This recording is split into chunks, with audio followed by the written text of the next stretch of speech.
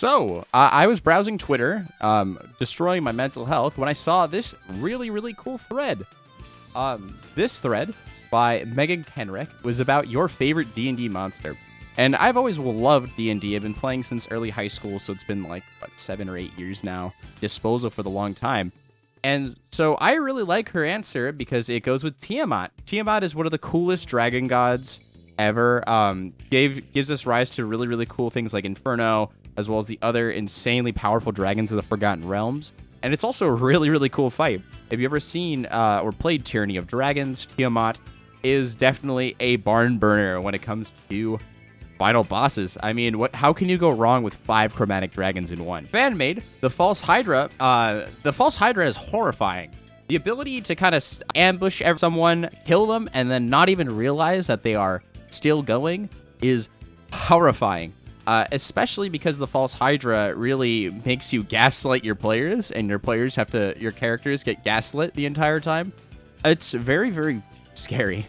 And I would run it in specific parties, but it's a really, really cool one. I feel like a lot of people were really obsessed with this starting in like 2018 when I started seeing this appear. Remores!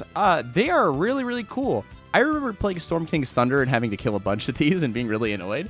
Especially because their ability to burn you with their scorching hot flesh and blood is insane. But they're really, really cool looking enemies. That insectoid appearance really, really does bring them together. Flumps are great. Anything from the astral plane is always a really cool pick. Astral dreadnoughts, anything like that. But flumps are just cute. I mean, they're jellyfish creatures. They're really funny and magic. And I'd highly recommend that. But this is actually mine. Behirs are the fucking coolest. They are the best monster in D&D, hands down. They're great for mid-level counters. They are really, really cool lore-wise. The Behir specifically is a creation that is meant to hate on dragons. They have a lightning breath. They do a lot of really cool things, of course. I personally flavor them so they can have other chromatic breaths. But again, even in 5e, they're really, really, really well made. They can slither. They hoard things. They eat people. Overall, just a really, really cool thing. I remember putting this on the table when my players were being attacked by one inside of a ship, and they were fucking terrifying. These things are really, really fun to run, especially because they have such a unique set of abilities. You can really contrast that with the giant dragon stuff, depending on the campaign, and overall, just a really good time. The Beholder, obvious one, really. He's on the front of the monster manual.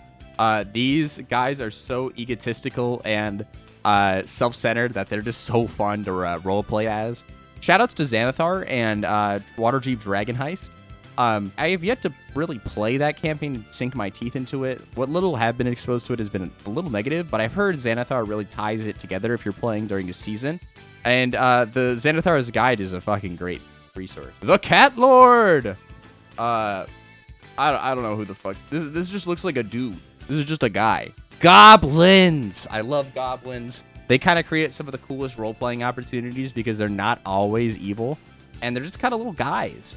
Playing as goblins has always been fun, especially because you can kind of really show off your inner child. A lot of people playing them as kids.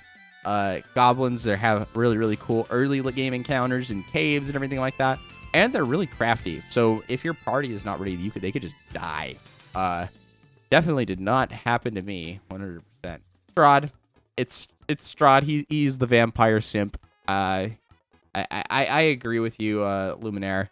Strahd is kind of one of those ubiquitous villains that everyone turns back to. I think it's not really much that he's a monster, but how integral he is to Curse of Strahd as a campaign in Barovia. I think that piece of him being the jigsaw puzzle that puts it all together is just so cool. And yeah, he's always appreciated. The Aboleth. This is an older one. Again, came into being in the 1980s. But the Aboleths are really, really interesting creatures. There's one. Spoiler alerts for Tomb Annihilation. Skip another 30 seconds, and I will stop talking about it, or a little bit longer. There is an Aboleth in the final temple of Tomb Annihilation, and it's kind of played more as a side villain. And God, it's cool. It can be a main villain in its own right. The ability to force creatures underwater, kind of create them mind slaves out of them, similar to mind flayers. wonderful idea. I think my favorite part about them is that they are primordial beings. They've existed before the world order was really a thing, before the age of man, before the age of elves, before the age of dragons. And I think that's just so cool. Creatures that are always older than almost time itself in the Forgotten Realms is just a really, really interesting, especially because aboleths have such a cool design. I know this design makes it look more like a Paw Patrol vehicle, but I seriously believe that the new 5th edition design is horrifying. I love it. Ooh.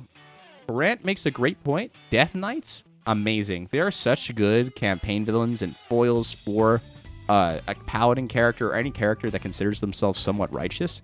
They are the ultimate negative of like what you could do. An individual that's twisted by the darkness in their own heart, an individual that's twisted in reality, and they tend to be servants of bigger beings, but they still do a lot of really cool things. I think the Death Knight in Descent to Avernus is really, really amazing as a character. And yeah, they're just badass as hell. So highly recommend use Tarrasque or Draco Liches. I think okay, this is my hot take. I think the Tarrasque is super boring.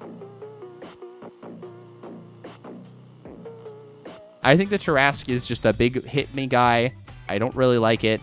And I get why people love him, but just not really for me. But Draco Liches, this is a true cool person's monster. A Draco Lich is so intelligent and so smart.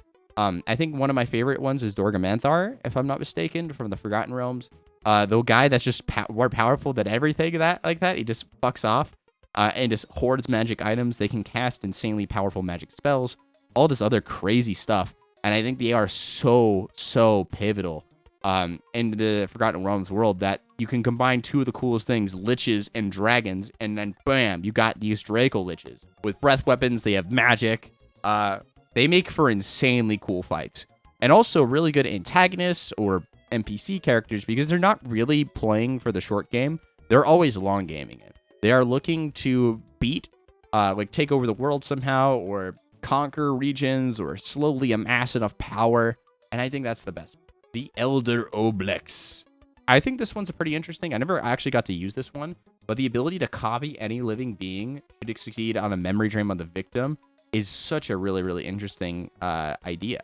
If I was evil, I would throw this into a campaign, kill an NPC, and then have that NPC be sort of like a mole, if that makes sense. You could turn its victims into gelatinous, turning into this gelatinous cube with an army of like things that's killed. That's just scary, honestly. The Elemental Golem. Brian makes a really good point. These Elemental Golems, they're just certified classics. They're great for summoning. They're great for just being bodyguards. They're good. They're big, useful idiots. I really like them because they're just kind of cool. And again, if you play like Princes of the Apocalypse, the elemental stuff does come up a lot more.